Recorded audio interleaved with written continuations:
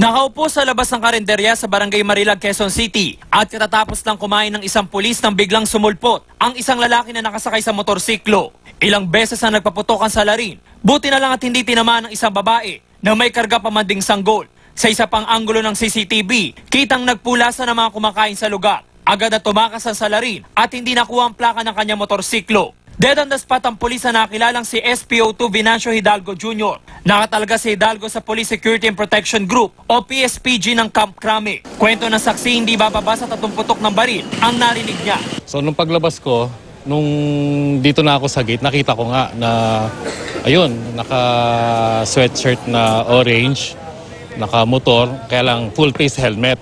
Nagtamo si Hidalgo ng mga tama ng bala sa ulo at likod. Nakuha ng SOCO ang 3 basyo ng bala. Hindi residente sa naturang barangay ang biktima, pero madalas daw itong kumain sa karinderya. Ang biktima ay isang pulis. Naging estudyante ko sa master sa PSBA yan.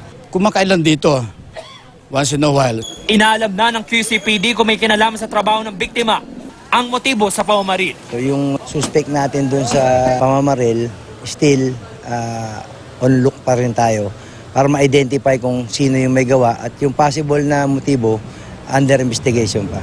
James Agustin, Nakatuto, 24 Oras.